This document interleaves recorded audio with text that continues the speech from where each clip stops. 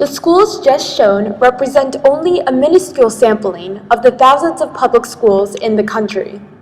In the United States, it is required that all students attend school until the age of 16. This free schooling is provided through local, state, and federal funding. However, the quality of education and quantity of education funding drastically differs among public schools across the country. When discussing the inequality of school funding, it is essential to understand the way schools are measured, thus leading to how they are funded. This presentation will analyze the effectiveness of the different methods in which schools are assessed and how that data is applied to determine funding for the school. Thus, we will evaluate the implications of the current system and determine if it is accurate, applicable, and ethical in allocating proper funding.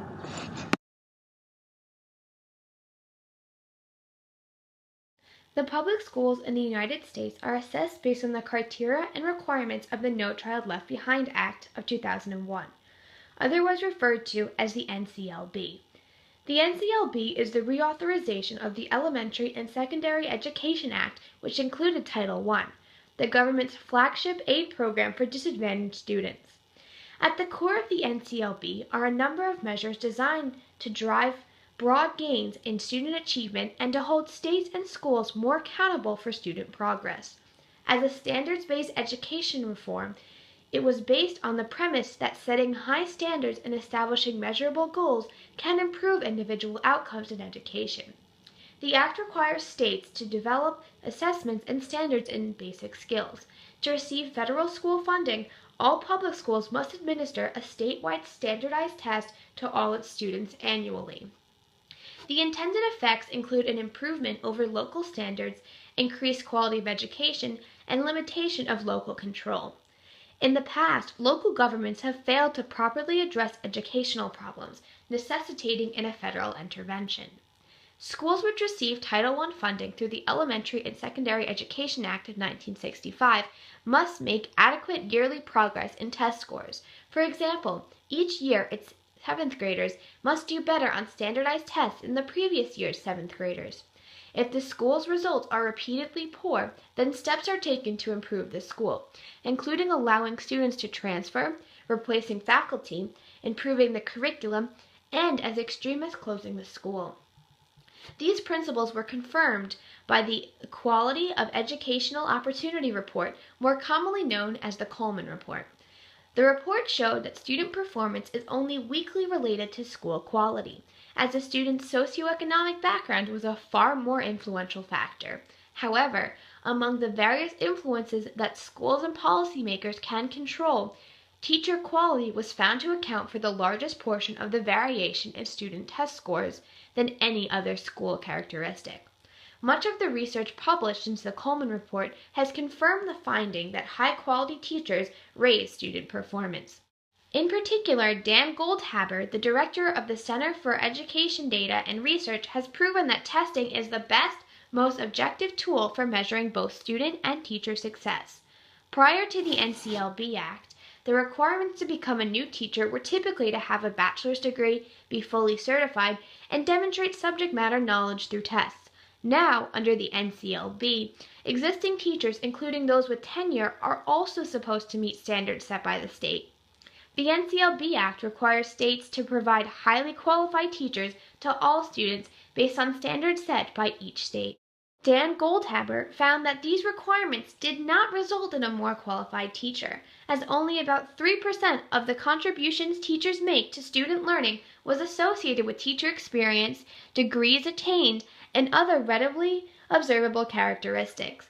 The remaining 97% of their contribution was associated with qualities or behaviors that could not be isolated or identified. School systems across the nation are incorporating quantitative measures of a teacher's effect on his or her students' test scores into performance evaluations using a complicated statistical algorithm. Using the Sanders methodology, teachers are placed into effectiveness quintiles based on the student's growth in achievement, or the value added measure by the teachers.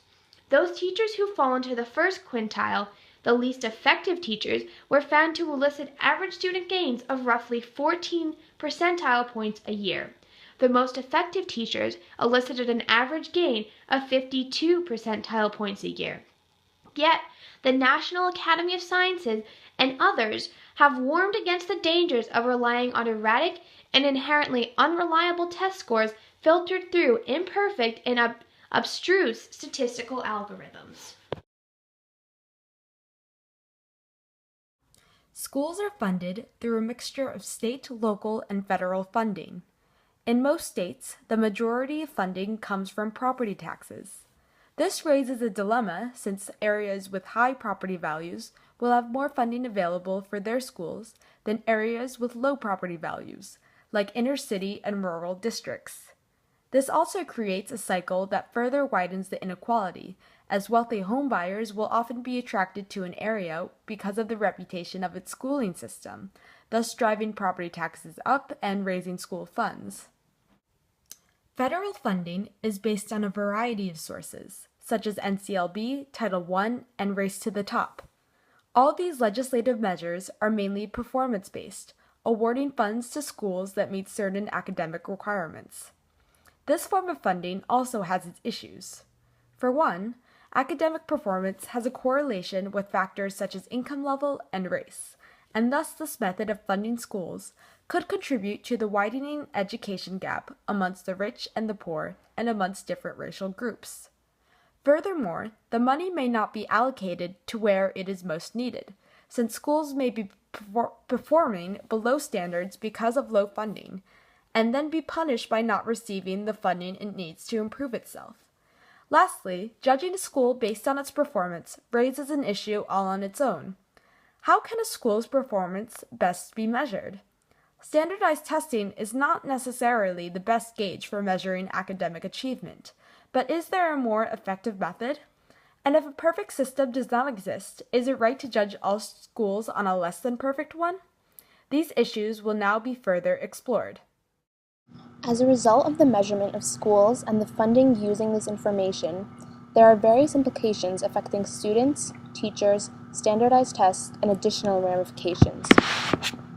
For students, the NCLB Act has produced a general increase of test scores, achieving its intended impact.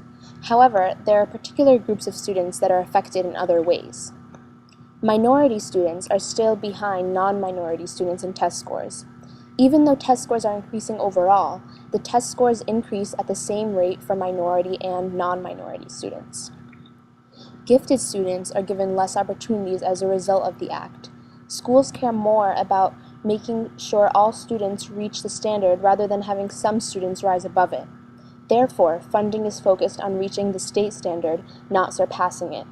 For example, in Michigan, state funding for gifted programs was cut by up to 90% in the year that the No Child Left Behind Act became a law.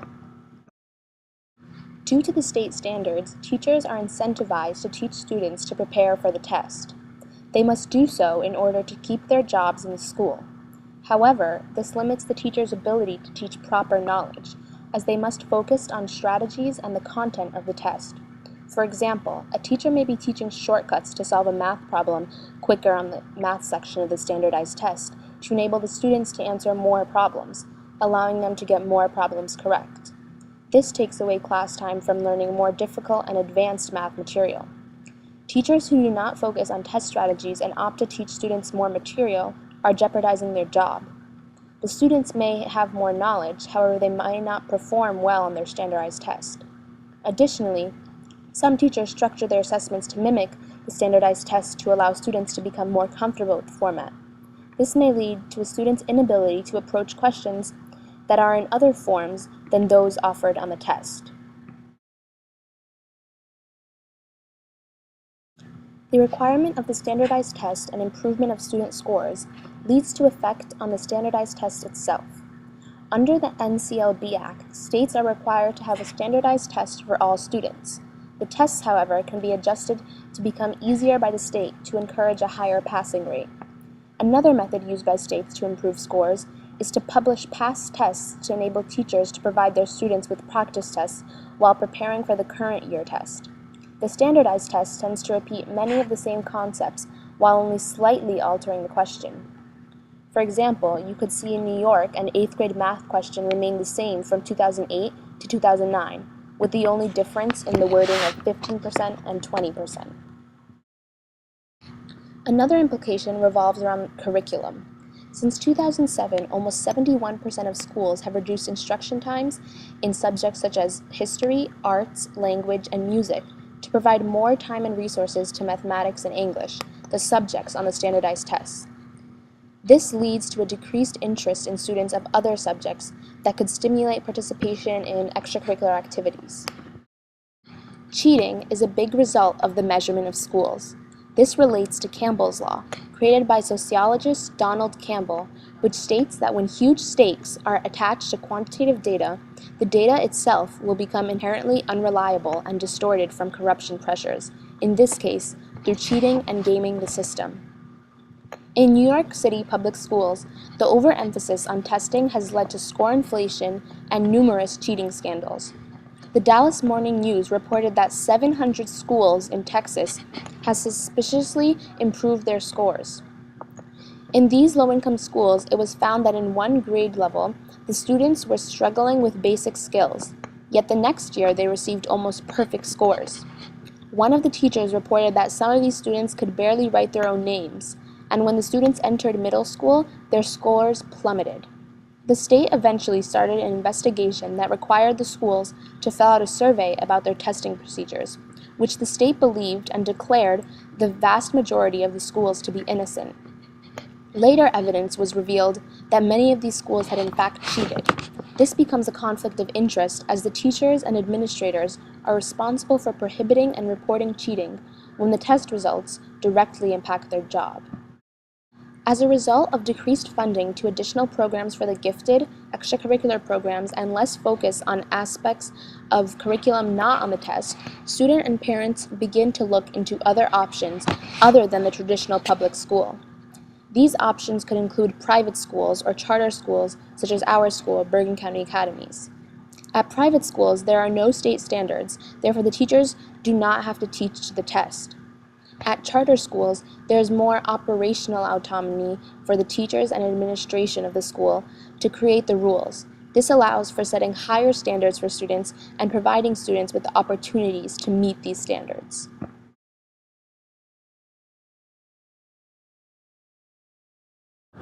As a member of the public school system for the past 12 years, I've experienced firsthand the frustration of having such a large focus on test performance. To me, it never seemed fair that schools were judged on how we performed on a 3-day test, which included little of the material that we had worked on during the entire year. That being said, I understand that schools need to be evaluated. Assessment helps determine where improvement is needed and, for the most part, delegates funds in an attempt to promote growth and equality. For these reasons, even though the current system is definitely flawed and has unintended consequences, I believe the benefits and necessity outweigh the downfalls, and I find it morally acceptable to use an imperfect method for evaluating schools. I honestly don't even know if there's a better method out there, but for now I think NCLB will have to do. I strongly agree with Campbell's law in that there is too much of a reliance on the standardized tests in achieving the proper standards. Not only can these scores be the inaccurate measure of the student's true performance, but also encourages cheating. There are numerous cited examples of cheating throughout the United States. In fact, Freakonomics author Stephen Levitt developed a method to screen tests for teacher cheating by looking at identical strings of answers. They found that cheating on standardized tests occurred in at least 4 to 5% of classrooms each year, and teachers in low-performing classrooms were more likely to cheat. For these reasons, as well as the implications that the tests have on classroom learning, I believe that there should be less of a reliance on standardized tests and more of a focus on observation holistic reports. Teachers and students should be assessed on their performance throughout the entire year to give a more comprehensive evaluation. I think that the method of standardized testing is necessary because it provides a way students can be measured equally. However, I feel that it should only reflect the measurement of students, not of teachers. Teachers are unjustly scored and sometimes fired based on how their students performed on the standardized tests. Though at times the teacher can be to blame for a poor result by the students, this is a case-by-case scenario. It cannot be assumed that all teachers are to blame. The standards set by the NCLB create grand consequences for teachers, for students who want to go beyond the standards, and for the curriculum in schools. This information gathered from standardized tests does not perfectly measure schools.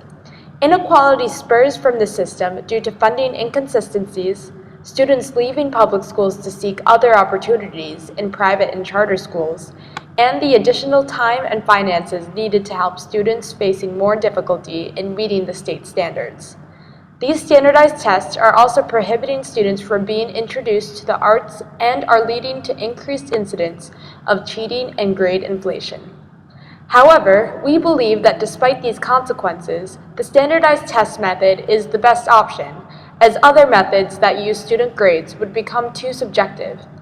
An evaluation system is necessary and beneficial, and thus, using a flawed one, as long as it still promotes progress and equality in the long run, is morally sound.